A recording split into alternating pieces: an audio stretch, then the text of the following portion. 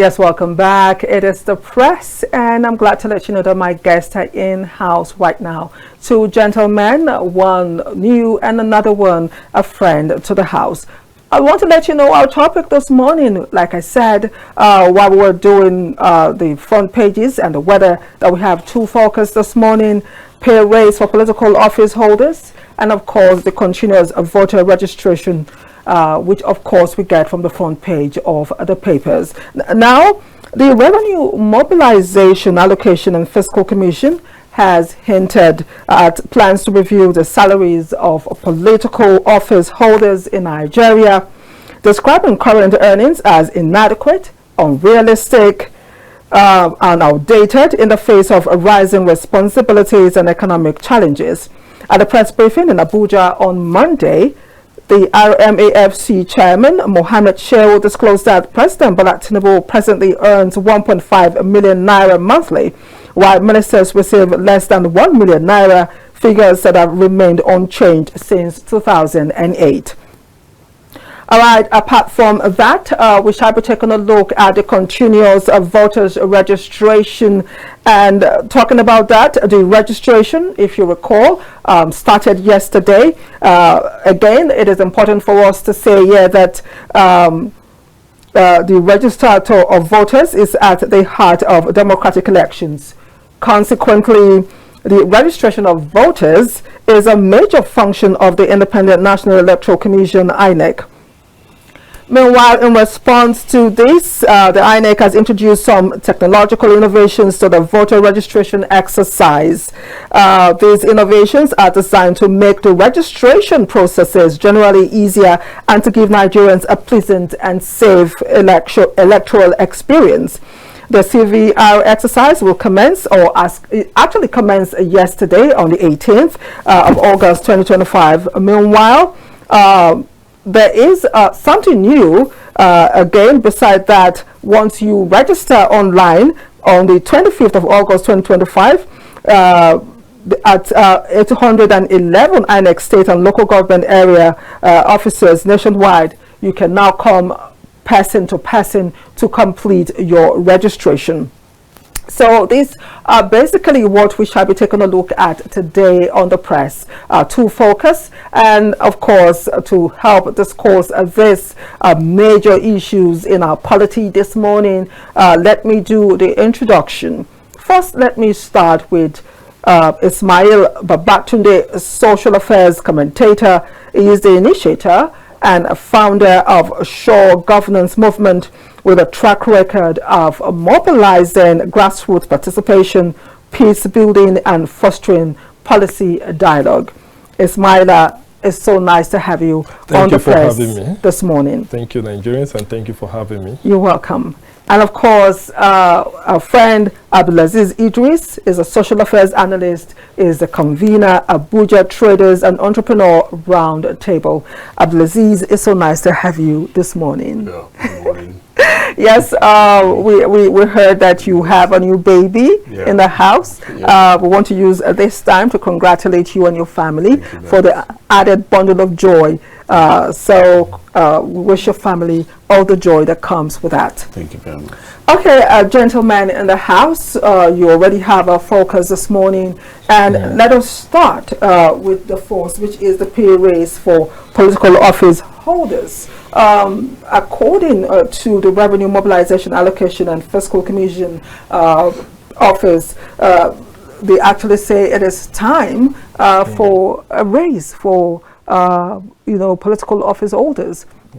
But when I saw this morning, a lot went through my mind, and I was thinking about the 70,000 minimum wage. I was thinking about a lot of things. I was thinking about the economy at this time.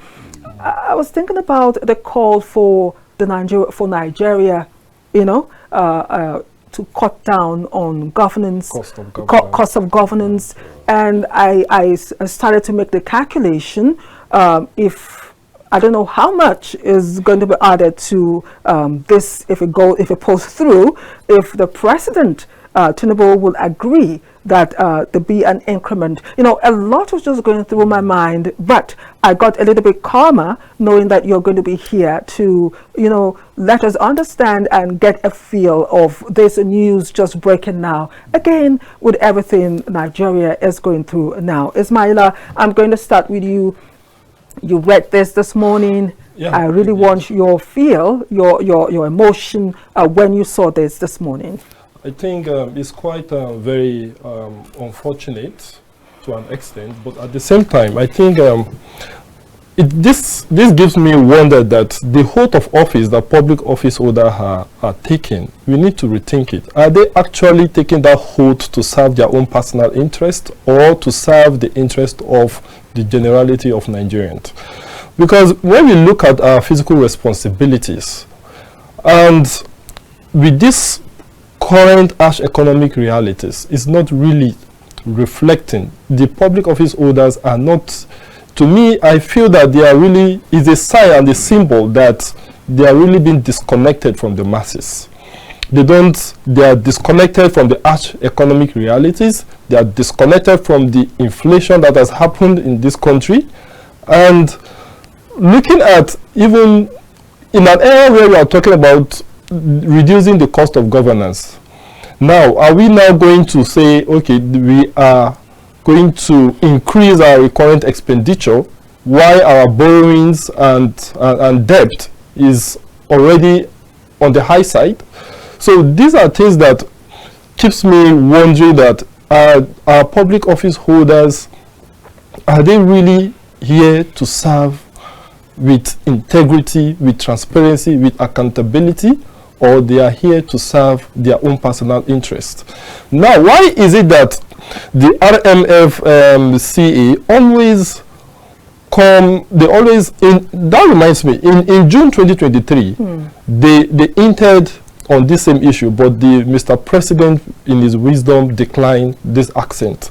Now they are coming again. Why are they always talking about for public office holders? Why are they not talking for the civil servants?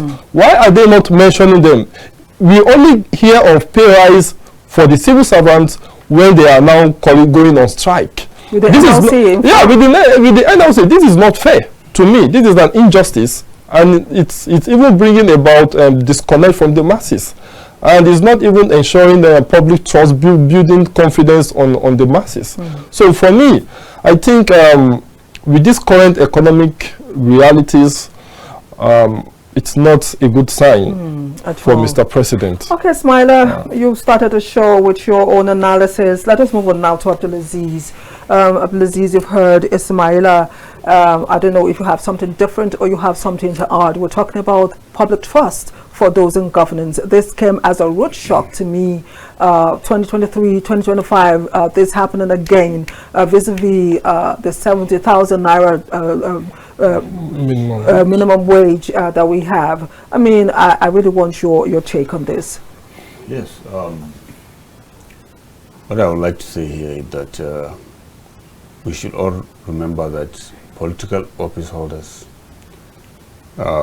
they cannot go on strike because they need an increment on their pay, take-home pay and others.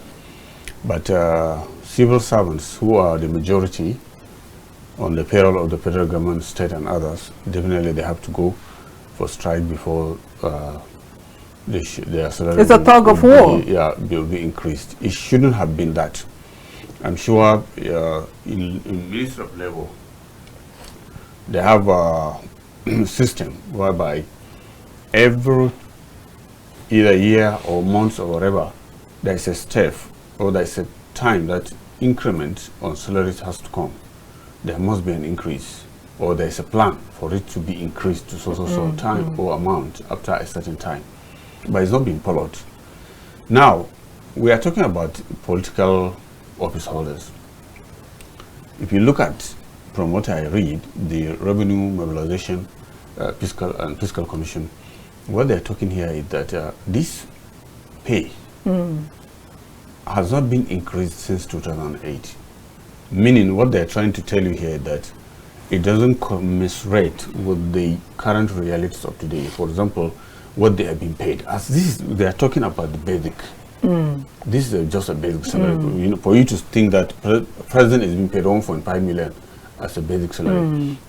Even to you as a household, for example, if it is just within that 1.5, for example, if you say you're only collecting basic, definitely you know it will not be enough for you, especially living in cities like Abuja, Lagos, and so on. But what are the other allowances that are within that cycle of I was just coming to that. Yeah, so those allowances there are allowances that are, some could be even 10 times, some even 20 times. You have newspaper allowances, you have clothes allowances, you have fuel allowances. They don't buy fuel. You have they don't pay house rent. President travel. We have there's Estacode. There's Estacode is very solid. So that's the question. So now, for us to be able to understand the two different things, of that salary, basic salary is different from allowances. I'm reading yesterday, I now come to find out that there is a table that I read where it says that only 109 senators of Nigeria, they are going with the equivalent salary and allowances that can be able to pay 7,500 professors, academic professors in universities. 7,000, and it's just within 109. You understand? Just Senate only. We're not talking about House of Reps. Are you with me? So now, what you need to look at, why should be this so much gap? Why? One major reason, maybe many people will think of, political office holders are there for just a while, for a tenure that will come today and go tomorrow. So what does it mean? Because they're going to be there for such a short time, they take salaries that will amount for years to come. Yes, there are so many things to look at here. You understand? Please explain. Fine.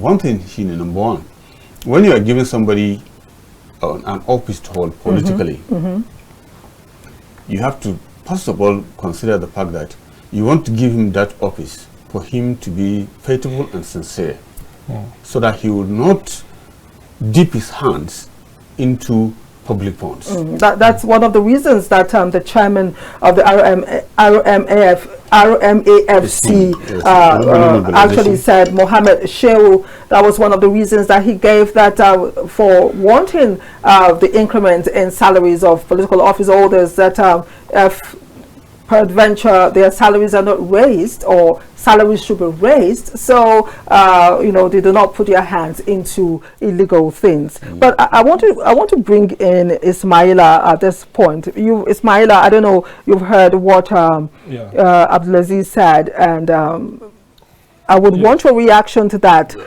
because do you think at this time increasing the salaries will make whoever the focus is on not to dip their hands into illegal things? Do you think that is a reason enough for the ROMAFC chairman to say that it is time for an increment for political office holders? I think my take on this would be, I quite sympathize with the public office holder, but then it's a service to the nation, not a place that they should expect something in return per se. So what they are having now, for me, if you take an average Nigerian and bring out one political office holders and let's just compare, you see the clear difference between the gap is very, very wide. So it's not ideal. Not that I am not totally against them not increasing their fare, but it's not in these current economic realities, because Mr. President is trying to give us this reassurance of the renewed hope agenda and giving us all this assurance and trust. But then the public office holder, they should show sign in aligning with Mr. President, because I think last week there was a newspaper review that our economy is achieving stability. and now we need a social safety net to cushion the effect and all the of president this. was advised to do that. For me, I'm expecting that the public office holders, all of them are coming up with different programs to empower the youth, the women, the people with disabilities, reach out to people at the grassroots and see how they can improve their livelihood and all of that. But in many occasions, we see nothing of this. Now, what they've been giving, those in office, how can they justify how they've been utilizing these public resources? Even for me, even if their pay is being increased today, there will still be no difference because there is no accountability from these guys. Okay. They are not giving us accountability, so we don't have, Nigerians are not, percentage of Nigerians that have trust in public office holders are just very, very minor.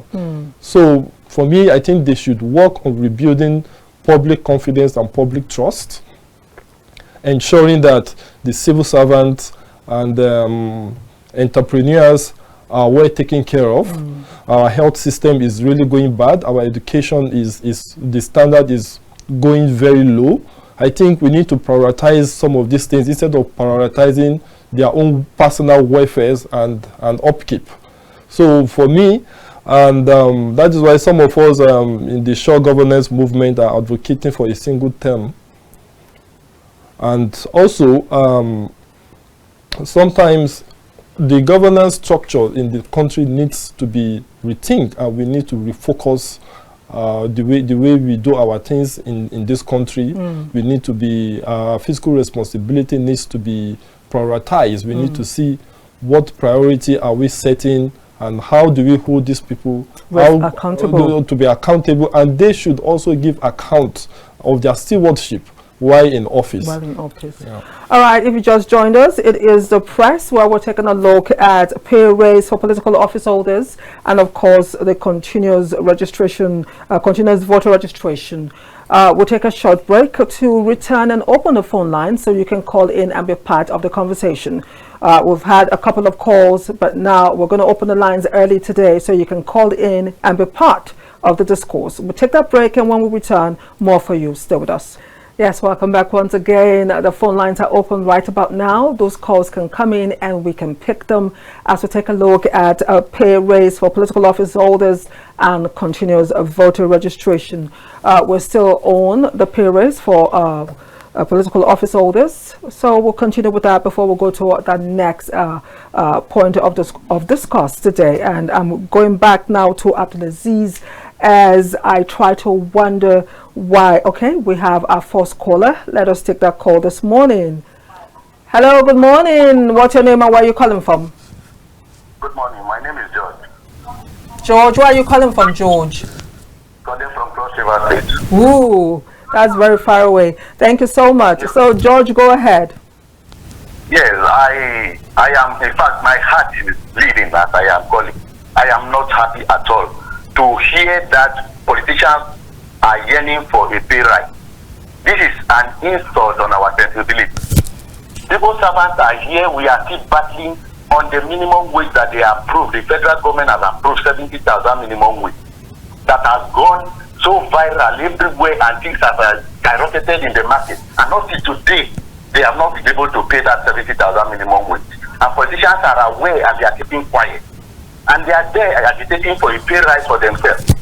Politicians should come and take the same pay civil servants are taking. They should place them on levels and grade them based on their qualifications and pay them this minimum wage we are collecting. So that let us see if they will work and be happy to work as politicians. Because what they are doing, they are not even acting as servants. They are supposed to be servants. We are supposed to decide what they are taking. But rather they are loading themselves on us and then rubbing shit on our faces. They say minimum wage.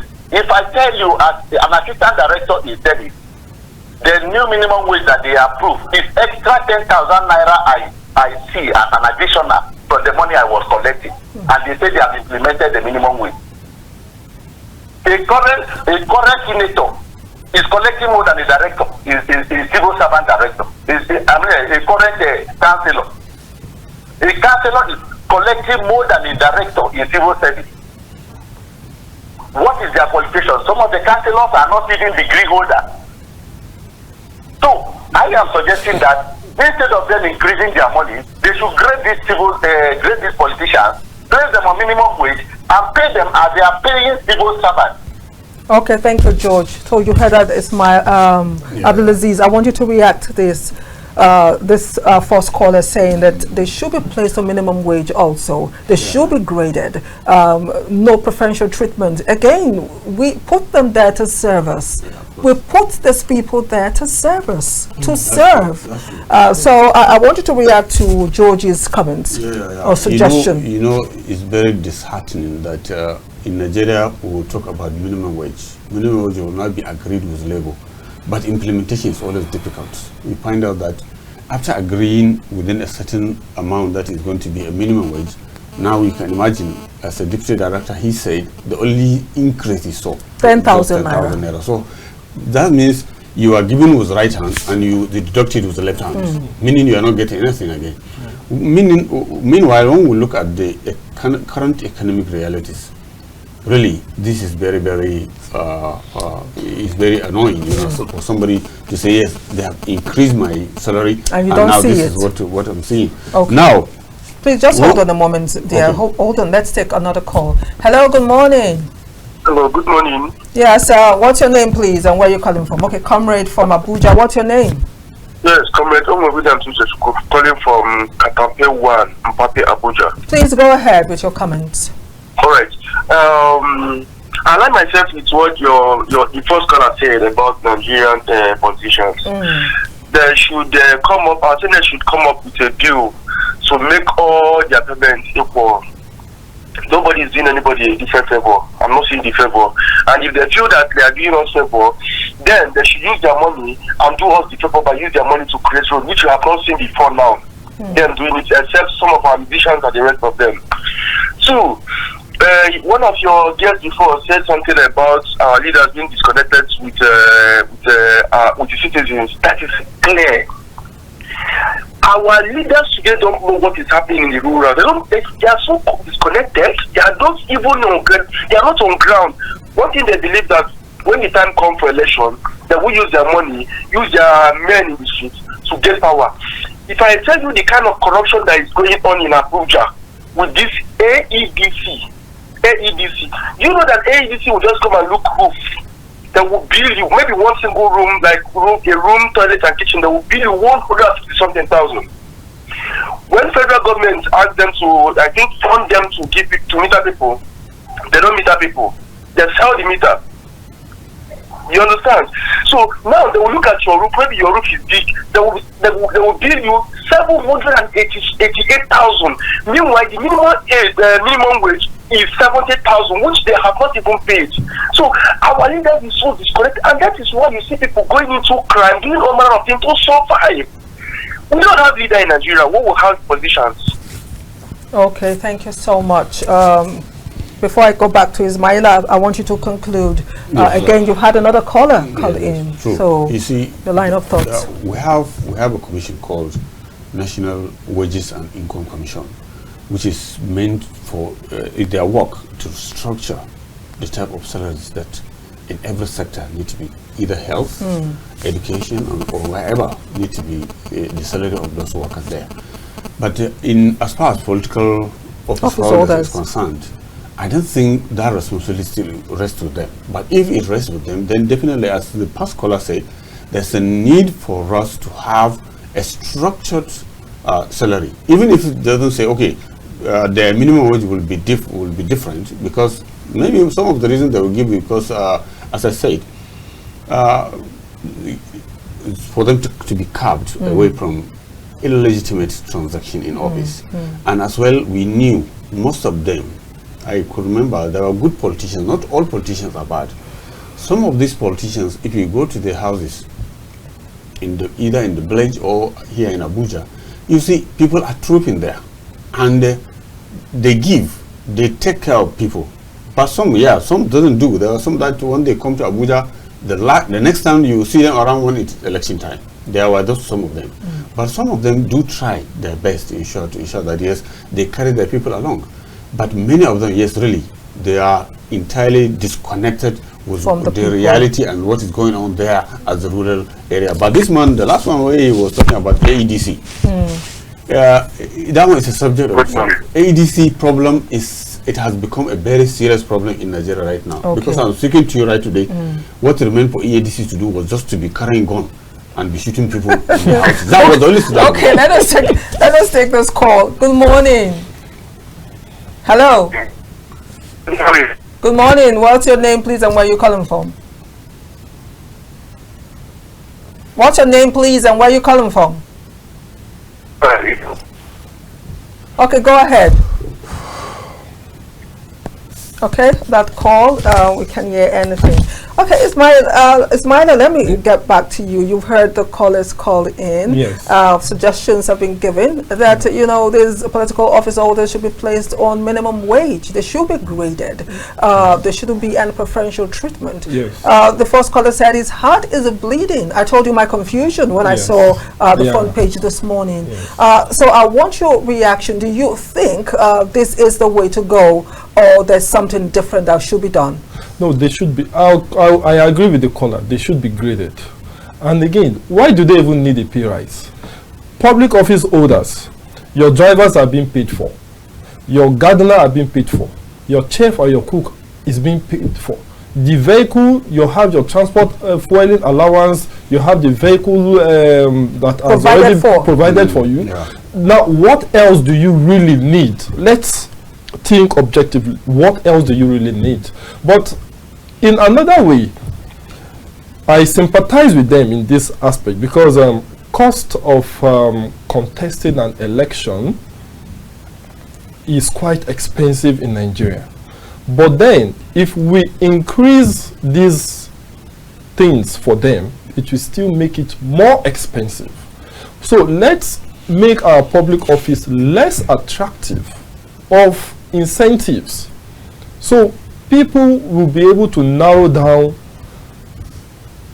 the way To consider it a service instead of exactly, because during some of our advocacy, during our voters sensitization and mobilization, where we are giving orientation to grassroots communities, we discovered that people at the grassroots, they expect that if a politician is coming to their community, it comes with something. It should come with something. Bags of rice. And all of this. So this is something that also fuels lack of empathy to them by the time they get into office. They try to see how they bought their conscience. Yes, because they bought how their they conscience. recoup the finances that they've used.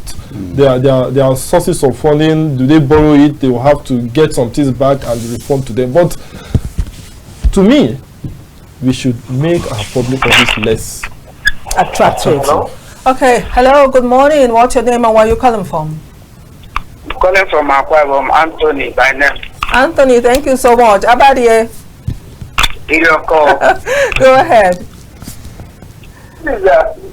Good morning once again. I want to ask which implement on the legislation. We don't want to finish this country before they do their issue. You should be answering the question. That's why you called in. I'm watching you, and at the same time you're smiling. Anthony, what do you want me to do? What do you want me to do? Cry on air? Remember Fela now, suffering and smiling. You know, you need to take care of your mental health. My mental health, you heard my guest, my mental health is very important. So I apologize if my smile is just too big this morning, you know, so I apologize to you. So go ahead, Anthony. Okay, so Anthony is definitely angry at me for smiling so much. I don't know. You can't please everybody. You can't please everybody. Well, for me, you just have to keep that smile, because you have to make yourself happy. You know, health is very expensive. Look, when I was growing up, my mom would say, Anire, happiness is a choice. I never understood that poor woman. Bless her soul. Anire. Happiness is a choice, and I got older and I am living the reality of the present Nigeria, and words just come alive in my life. Indeed, happiness is a choice. No one will give it to you, especially in present Nigeria. Keep your head up and put a smile on your face, and make sure when you do smile, it's from the heart. That's the only way you can wake up in the morning and face whatever is coming. So the show is still on, and I want to give Ismaila a chance to conclude before I get back to Abdulazeez. Okay, for me, I will say this.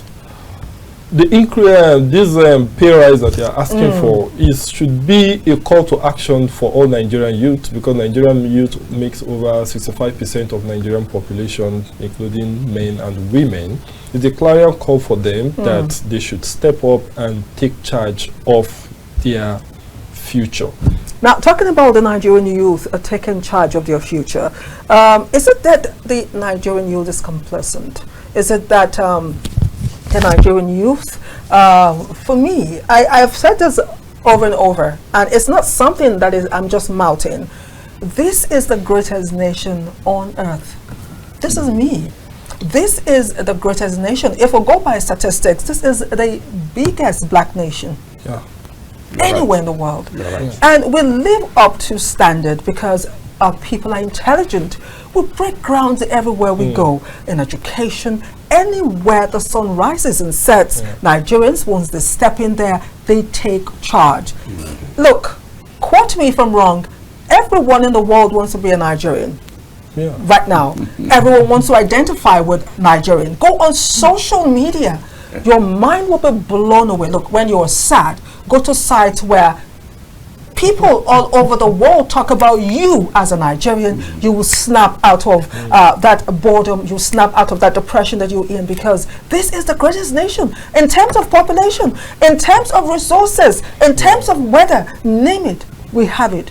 So, Abdulazeez, what is the problem? The Nigerian youth back home, I'm not talking about the ones in diaspora, do you think that we're not asking enough of our leaders in terms of accountability? Do you think that there is a problem that we need to check ourselves as Nigerian youth to ask more of what our government will do for us now, and not the other way around?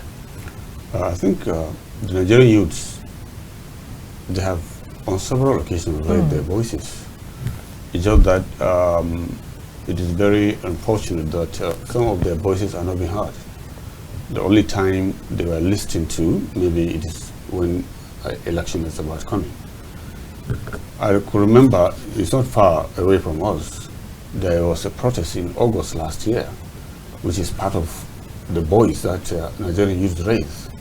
There were many of it. Just recently, you can see Shore from one place to another protesting, and others. Just what do we need? So all we needed was for the both the political officers, the federal government, to come with a scheme. You understand? Though I know in education now they have started to gradually making a change by giving skills that they wanted to ensure that people right from secondary school down to university must acquire skills.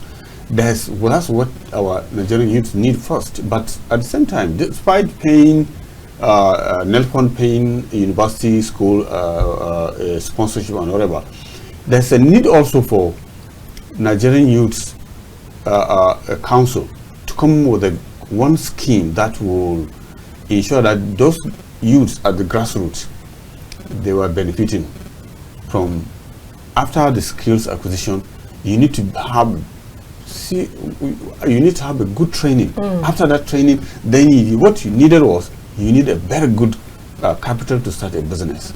That will change everything. As you said, Nigerians, we have the head, we have the intelligence, we have the brain, and we excel in many endeavors. But the problem is we were lacking in terms of encouragement. We are not being seriously encouraged. What we always do was, sometimes you just see that what people trying to do was that, how can I survive?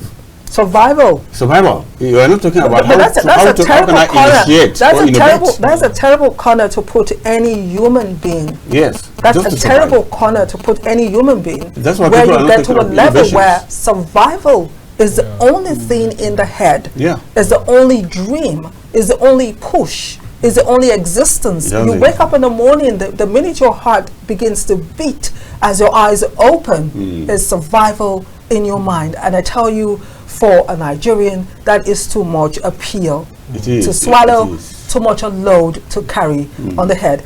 Now, I did not want us to waste too much time on our first topic, because we have another. We're expecting our calls to come in. Now, we're taking a look at. We're done with the first focus, which is the the raise for political office holders, pay raise for political office holders. Now, we want to take a look at continuous voter registration, which started yesterday, 18th August. And of course, it is important because on the front page of the Leadership newspaper, it says, as continuous voter registration begins, 69,376 register on the first day, which is yesterday.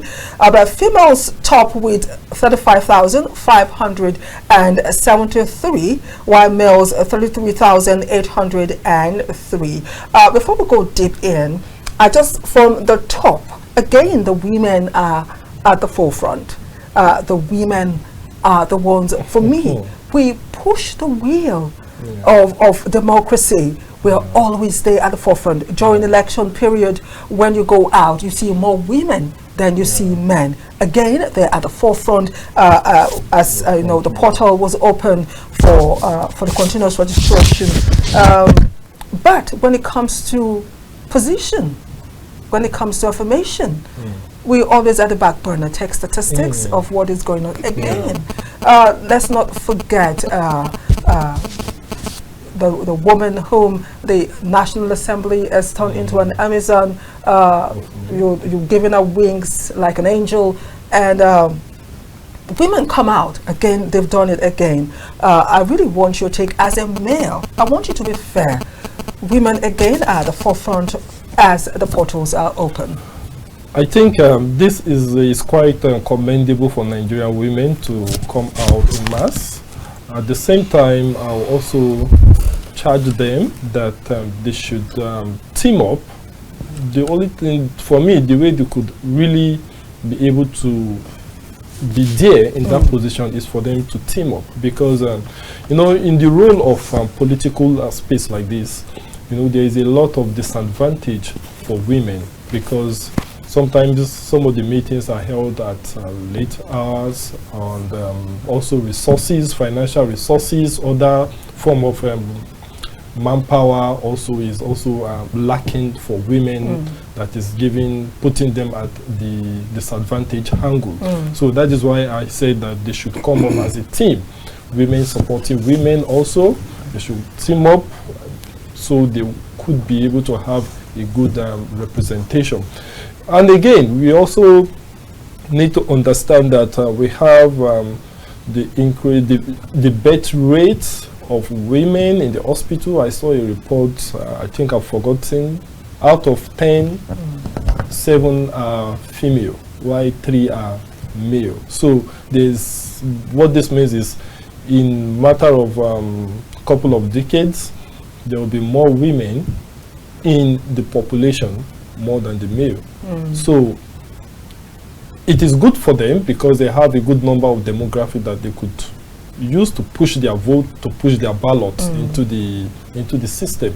And again, women should not sit and relax and expect that appointments or public office will be handed over to them in a platter of gold. No, even for the men, they still slug it out. It's not being given to them. It is being fought for. It is being campaigned for.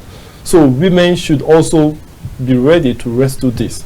Although there's a gender bill at the National Assembly that they are looking into an act to see to have a special reservation seat for women. But then again, for me, that to an extent is okay. But then for me, I think that should even go to people with disability, because they are people that we need to put into consideration. The albino, the other forms of disability, because these are people who are naturally disenfranchised from certain things. So those are people that we should look at. But for the women, all they need is just a teamwork. If they could pull up resources together and they fight this. In fact, if they put them side by side with some men, they will defeat handsomely. Then again, we also need to strengthen our voters, the INEC, the act that established the INEC to see, so that there will be more increase in transparency and accountability. So by then, you will see that there will be decline in voter apathy and there will be less inducement. So more people will be more women will be able to emerge as the flag bearer and candidate of their own party and eventually a winner. Yeah. So thank you so much, Abdulazeez. Democracy or democratic election is like voters registration is the heartbeat of democratic elections. The portals were open, talking about accountability, talking about strengthening INEC, as it were. This time around, some technological innovations have been introduced by INEC to ensure that everyone is carried along, and that is the online registration. We started yesterday, but by the 25th of August, they'll have the ability to complete the registration. So INEC, to the best of your knowledge, like Ismaila has said, do you think that this new innovation will make a difference and a change, towards, reducing voter apathy, encouraging more people to register, so their vote, which is their power, will be established come any political times or era in Nigeria? Yes, at this point, I think we need to commend the INEC itself for coming out with these new innovations. Having that you can now register online is much easier, because at your comfort zone you can register without any hindrance, and you need to do the needful, because we need to encourage Nigerians from the youth upward that people that they don't have voters register, they should try and go and get their voters registers, because this finger you see is your power in democracy. You can vote in and you can vote out. If you have any problem with any politician who is not giving you the dividend of democracy as expected, you can vote that person out. Vote those whom you think they are good and they can do good for you.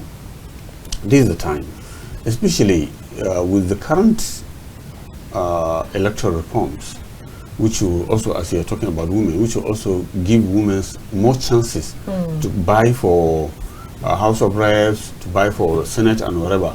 And people living with disabilities is a welcoming one, you understand? So, which we need to, not only within INEC or whatever, we too in our constituencies, we need to enlighten people. We need to educate Nigerians. It's not about even registering and go and keep the voters card. You need to queue, endure to queue and vote. That will help you to have the dividends of democracy. That will pave way for you to choose between the bad ones and the good ones. Because in Nigerian politics, what we have today is we have some good ones, but majority are bad. And the only way you can be able to vote is your voice now is your finger. Your finger can speak whether, yes, this you can be able to draw a line. Yeah, this one has performed, this one hasn't performed. So anyone that you find that is not performing, take him back home and allow the ones that are good, you understand, to go in there and do the best thing for you in Nigeria. Here we are talking about especially women, the mothers. You are the majority in the society and you are lagging behind. There's no reason for that. You have to come off. You have to sit up. That's what I'm saying. I just recently discovered that where there are some instances in the world whereby women were not allowed to lead. But if per chance they were given a chance to lead, they lead with difference. We have seen what happened in Sierra Leone. We are seeing now what is happening. Is it Botswana? Or Namibia. Namibia, sorry. Where the woman is performing. Look at, is it Tanzania or Tunisia? There's a woman also there. they are performing. You understand? Sometimes women do good. For example, we were just talking about this lady that just came to see President presently, Ngozi Okonjo-Iweala. When he visited President, he said, yeah, you stabilize the economy, but you need to come up with this social security net. Yes, yeah. So that to cushion the effect of this. Look, Ngozi Okonjo-Iweala, for example, let me just use her as an example for women, as a model. Nigerian women need to look at that woman because the woman is an icon. She's a woman of substance. She's stood, for by her words, by principles. By principles. Remember when he was a minister of finance? What happened? Many people read from her book, even though those who cannot remember what happens. That woman is the only woman I saw. He stood along the line of corruption and said, "No, you cannot do this corruption." We have a call, please. This is Mazi Okorafo from Aro Chuku. Mazi, good morning. Good morning, my sister. Go ahead, go ahead. Go ahead, please. It's a pleasure. Honestly speaking, my Mazi Okorafo is my name of Aro Chuku. Now, when we look at this issue of Canadian statement, I think there is need. I have seen the report by the Foreign Affairs Minister. That one does not make strong backing for that court. What I want Nigeria to do, this, I've been saying is, let us see income. Let us go to the court. We have seen what all of that. We should go to the court because if INEC and political parties will come back and see that the politicians think that do the useful, it will help us. Because my sister, let me tell you that or not.